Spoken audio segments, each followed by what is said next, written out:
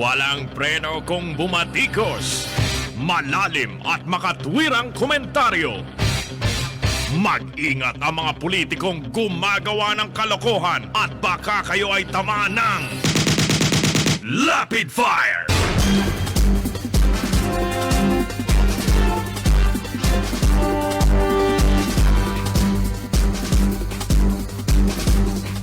Magpapatuloy tayo mga kaibigan. Itong mga nasa alam nyo tama yung sinasabi ng iba, nakakatawa pero talagang parang ganun na nga lang na ito raw, kung itong mga Olympics, di ba, nakakuha tayo ng gold, tuwan-tuwa tayo, di ba? At pinagbubunyi natin yung pagkapanalo ni Heidelin Diaz. Kasi ito, kasaysayan ito Kauna-unahang gold medalist ito na lumahok sa Olympics, mga kaibigan, na nagdala ng ginto sa Pilipinas. Ngayon, sinasabi nung iba, kantsaw nung iba, nakakatawa, pero dapat ma-realize nila yung mga sarcasm, di ba? Na kung yan daw pagnanakaw, pandarambong sa pera ng taong bayan, magkakaroon ng ganyang paligsahan ng Olympics. Yung pagnanakaw. Diyan talagang lagi may gold tayo. Makakakuha tayo ng gold. Sa dami ng magnanakaw dito sa gobyerno, mga kaibigan. At saka, dyan sila bagay sa sports. Yan mga magnanakaw. Alam nyo kung bakit? Kasi ang pinaglalaroan nila, pera ng taong bayan. Kapersilapid, bumabanat. Rapid Fire! Laro din di ba? Ang nilalaro nga lang nila, pera ng taong bayan. Ngayon, ano pa ang katibayan na na mali ang mga pinaggagawa sa kampanya laban sa droga? Ito ngayon. Nagsasalita na si Cayetano. Kaya lang, baliwala na yung sinasabi niya. Kasi lumalabas ay nagbabangong na siya, puri. Dahil napahiya na siya, di ba? Pinahiya siya. Tinanggalan siya ng trono sa Kongreso. Alam ba ninyo, sabi nitong Alan Peter Cayetano, Caldero, sabi niya, mahalaga raw ang buhay ng mga adik. Hindi lamang anya buhay ng pulis, kundi maging yung buhay daw ng adik, mahalaga rin. Ngayon niya lang sinabi yan. Pero dati, baliktad ang sinasabi niyan. Kaya mukhang kasama ito sa ICC. Sa ICC case, mga kaibigan, sa International Criminal Court. Sapagkat lahat ng sumuporta sa paglulunsad ng madugong kampanya, kasali yung iba sa kakasuhan. Pero hindi ganyan ang sinasabi niya, di ba, nung una? Kamping-kampi sila doon. Pinapalakpakan nila. Nagsisip-sip sila. Ngayon, bakit iba? Kaya ang bagay diyan kay Alan Peter Cayetano, nakasabihan yung aanhin pa ang damo kung patay na ang kabayo. Kaya aanhin pa yung sinasabi mo, marami nang nangamatay. Si Kapersilapid, bumabanat. Rapid Fire! Ito gusto kong ituloy yung iba pa na pinagsasabi nitong si Digong nyo. Ang sabi niya, pagtatanggol ng palasyo naman, itong kanilang spokesman na si Harry Roque. Ang sabi, I guess what the president said was he was frustrated. Inanin nyo ito because the interpretation of the people, frustrated daw kaya nasabi yung ganon, yung wag kilalanin, wag intindihin. Katumbas yun, wag mong kilalanin yung authority ng Commission on Audit. Batas, ano yan constitutional office yan Ba't di mo kikilalanin? At saka yung ginampanan nilang trabaho, trabaho nila o mandato nila yun. Alinsunod sa batas. Ang sabi, kaya lang daw nasabi yun, dinidepensa ni Roque, na dahil sa ang pananaw ng tao, dahil daw sa pananaw ng tao, tayo pa may kasalanan mga kaibigan lahat na bawal na rito. Di ba? Minamasama na. Yun ang ibig niya sabihin. Ang may kasalanan ngayon ang mamamayan. On the initial observations was filled with condemnation. O dahil daw pinupuna mo. Dahil kinukundi na yung pong mga sinasabi sa audit report. The process should not be like that because COA knows that initial observations have to be answered before it comes up with a final report. Ba't kayo maglalabas ng papel? Ibig sabihin, wala nga. Di ba? Yung sinasabi lang hindi final, sa pag-plug ng COA, sinasabing wala yung kontrata. Kailangan isubmit nyo yung kopya. Binibigyan sila ng 60 days para ma-produce nila. Mga kaibigan. Kung meron, bakit hindi nyo isinama? Di ba? Ba't hindi ninyo isinupply? Ito yung mga kwan. May resident auditors kayo Di ba? Mga kaibigan yun daw bago daw lumabas yan na maging pinal. Paano kung walang mailabas? Di ba? Dapat sa una pa lang, nandun na yan. Kaya kayo pinlag, wala Mga kaibigan ni mga resibo sa maraming pagkakataon, wala mga resibo. So perhaps, bakit mo isisisi sa taong bayan? Taong bayan ba nag-audit? Ba't hindi magagalit ang taong bayan Wala nang katapusan Kayo nagsabing, change is coming At saka, galit siya sa kurap Naniwala ang tao Di ba? Sino may kasalanan? Ngayon, kung magpaparusa, dapat kayo yun. Di ba? Kayo yung nasa inyo ang kapangyarihan na gawin yun. Imbestiga, pagkaso, wala na Talagang sinarado na nila na walang magkakakaso sa kanyang panahon.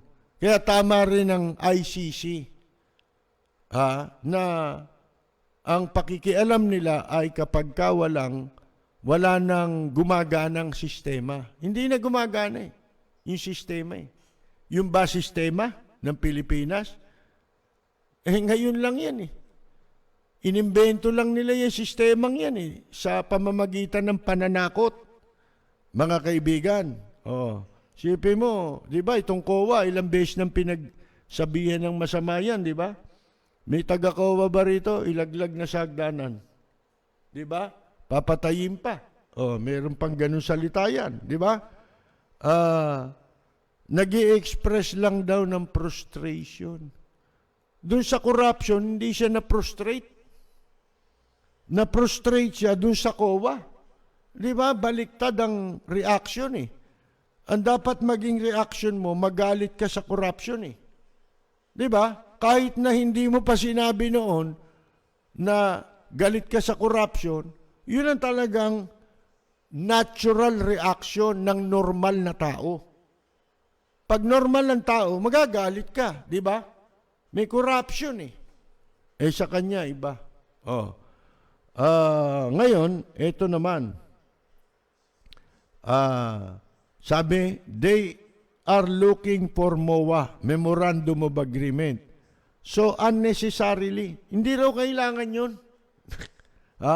People were alarmed when they were just looking for documents for a MOA that is not required pursuant to Government Procurement Policy Board Resolution. Hindi raw policy yun. Binanggit na ng COA yan eh. Labag sa batas yun. Meron silang sinasite na batas. Ito'y katwirang ito palusot ito mga kaibigan papers, bureaucracy takes very long. And sometimes the documents are deficient. So you need to correct. Yan. Dapat daw itama. Asaan? Asan yung papel? Mga kaibigan. Pero pagdating sa mga memorandum of agreement, katulad yun sa Channel 4, di ba? Tsaka PCSO. Ano yun? Basta kayo magpapalitan ng pera. Hindi kayo covered ng MOU o Memorandum of Understanding or Agreement. Hindi pwede yun. May batas yan. Ano yan? Sasabihin ng COA, walang batas? Meron. Mga kaibigan, merong basihan ang lahat ng ginagawa ng COA. Sa mga lumalabas nilang pag-audit.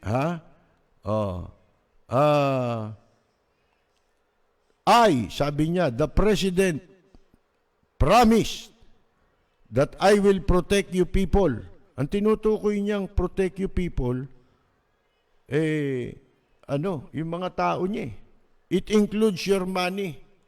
Hindi naman yung narinig ko kanina Do you think I will allow even just one of the cabinet members here to steal even 1,000?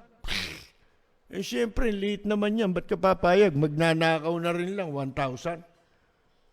Bilyona ng nakawan ngayon, mga kaibigan. You really think that I would allow it? Yun ang magiging impresyon. Bakit? Wala tayong nakikitang kwan Kaya walang naiimbestiga, wala nakakasuhan. Kalalabas pa lang nung issue, sasabihin wala nang kasalanan. Hindi ba dito kay Duque? Hindi kita tatanggalin. Wala. Wala ka namang ginawang masama Ang masama, pag hindi ka nagnakaw. Si Ka-Percy Lapid, bumabanat. Lapid Fire. Ayan, mga kaibigan. Minura pa Sano ba? Ayun. The deficiency in the papers at the lower levels, the problem is it is attributed to the head of the department. Siyempre, yun ang responsable sa kanyang opisina niya yun Sino si Simo? Yung janitor ng departamento? Siyempre, yung pinakamataas na pinuno. Tingnan ninyo nga yung pumunta na naman kayo sa Dolomite Beach, dyan sa Manila Bay. Tingnan ninyo nangyari. Naubos na yung Dolomite. At nagtutubuan na naman yung mga lumot na itim. Naglabasa na. Wala na. Ano yan?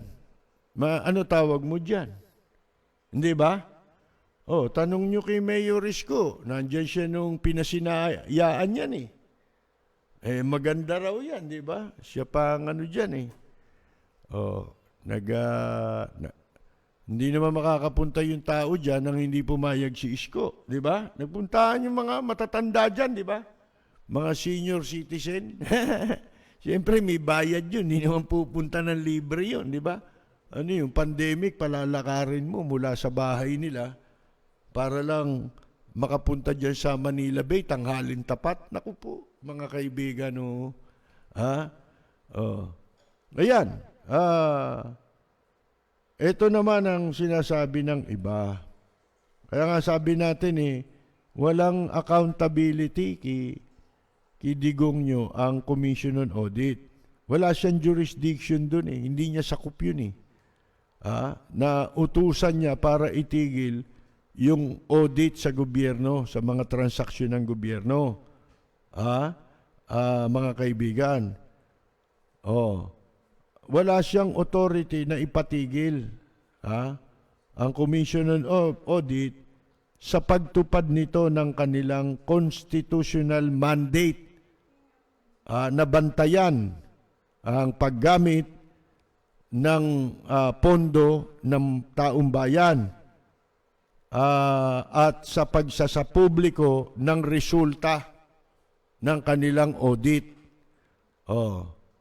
Nakalimutan daw yata nitong si Presidente Digong nyo na ang COA ay isang independent constitutional commission which is not accountable to the President.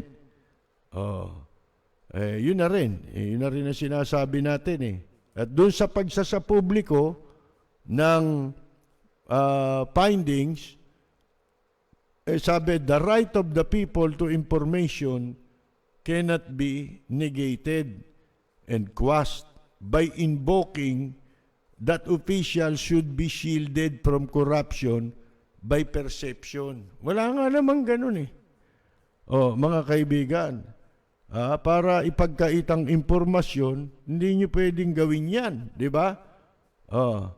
At dapat proteksyonan sa ang paniwala mo, kurap sila. Dapat na maging paniwala. Yung bang paniwala ng tao, pwede mong, igiit?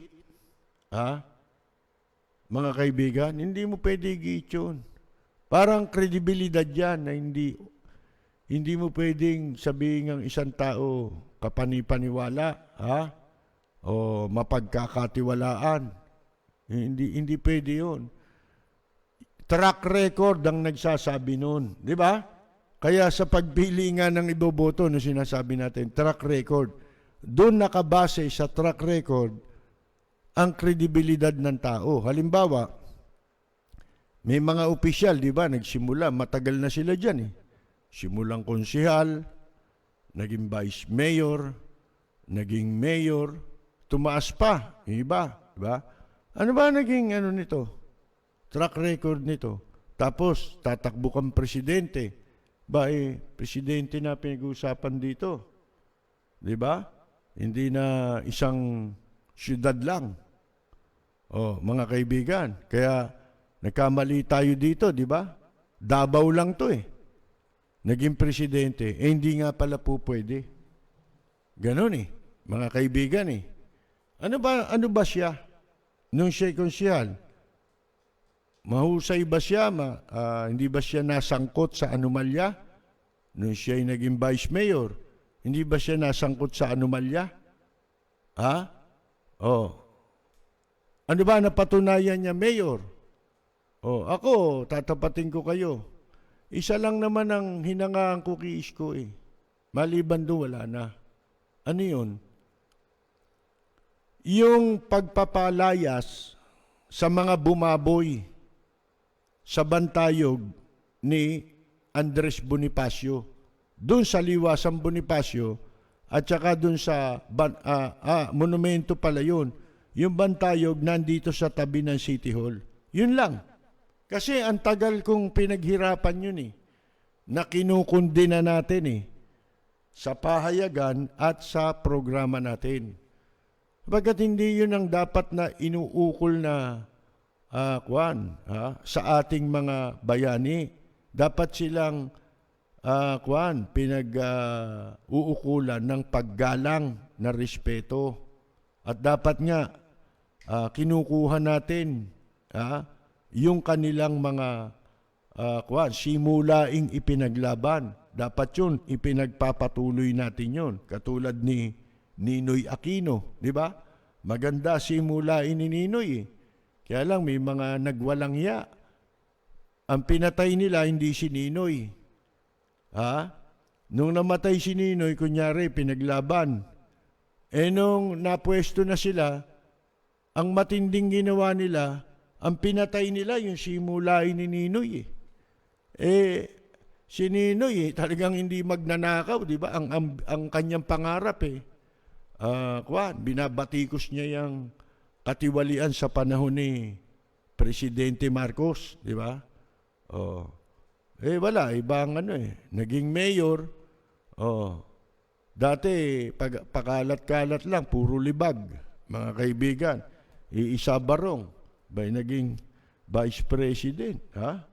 Ang daming naging ari-arian at hindi na sila, wala na silang balak, iwanan yung pwesto. Kundi pa natalo, di ba? Mga kaibigan, may naiwan naman ha? Mga kaibigan, binabati natin ang mga nakikinig sa atin bago tayo matapos, ay si Jun Mariano, binabati natin, dating aktor po yan. Siya po'y anak ni dating Yumaon Judge Mariano, ha? Sa San Juan, kilala yan si Jess Cortez, ha? Binabati rin po natin. Dennis Martinez ng Belgium, Steven Roy Consulta, si Divine Michel, Lawrence M.N., Boji and Dwayne Hoya, Malu Orias at Orias family ng United Kingdom, Rene at Del Avila sa Alberta, Canada, Yolanda Kabatbat-Mata ng Canada, Ernie Bales, taga-Hulugan, Cavite, Eduardo De Luna, Maranan, at Maranan family ng Cavite City, Nanay Leonora Avila, si Romy at Cory Gatdula at pamilya nila, Oscar Gatdula at pamilya, Eddie Reyes at pamilya, pawang mga nasa Hawaii po. Lolita Alcalabendo from Palmdale, California, J.R. Madrigal, Nestor Palustre, Bing Magnaye at Zaldi Felix ng Queens, New York. Dito naman, punta tayo dito. Sino bang? Ayan, si Andrew Bonifacio. Ayan, si Mirna Guillermo, Samantha Zandi Makuin, Berto Laveja, si Gracia Alimosur, Alimon Surin Gahupo, ayan. Edwin Javier, DG Odarag, Maria Cruz, David Ken Botor Puga, Anita Hapon, Lloyd Daza, Mamu Moon, Reggie Marquez, Buboy Ledama, Samantha, nabanggit na si Samantha, si John N.R. Sison, Wilfredo Tordisilla, Nelson Biblañas, Kuro Maru, Acer Reyes, Mika, Karot Paket, Hani Liwanag, si Alvin Samson, si Ricky Mel, si Atoy Pinlak, si Jimmy Berhel Esteban, Sally Pascual Ronyo,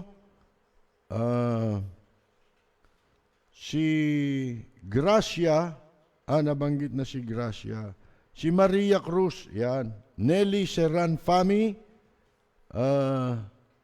Alex Darang, Jason Ramos, Ronnie Dolores, Cathy Concha Fimes, si Gina Kawamoto, ayan, si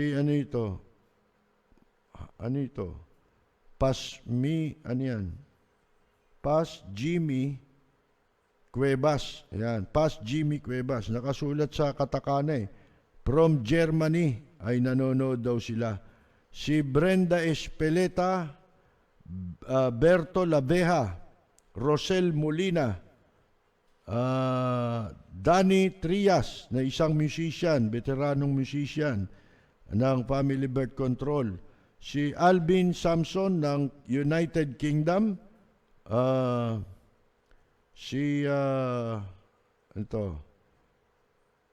June Catalya, yan. Judith Laurel Nishikawa. Si Inigo Nick Serbo Lansita, yan. Si Boy Tapang, Neil Edward Drinks Villegas, Isabelita San Jose Aquino, Chopilo Santiago na nag-birthday kahapon, si Jergab, Maria Luisa Zaragoza Kamurungan,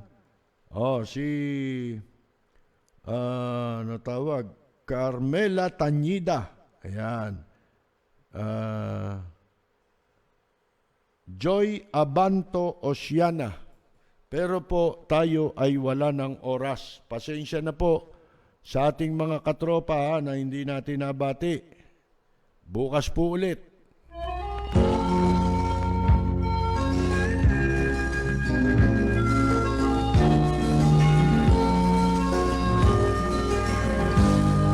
Sa bayan ko ay isa ang lahi. Dito'y wala ang pagkukunwari. Hindi padadaig, sadyang kilala sa daigdig. May pagkakaisa sa bawat nais. Ang bayan ko'y puno. Mga kaibigan, wala na naman tayong oras kaya dyan po tayo muli pansamantalang magpapaalam. Tayo po ay babalik bukas sa ganap na alas 10 ng gabi hanggang alas 11 ng gabi sa impilang DWBL 1242 sa inyong mga talapitan. At sa atin po namang FB Live alas 10 ng gabi hanggang alas 11:30 ng gabi. Ang pag-ibig ay tunay. Ito po si Percy Lapid. Maraming salamat at magandang gabi, Nagmamahal sa'yo. Harry Roque.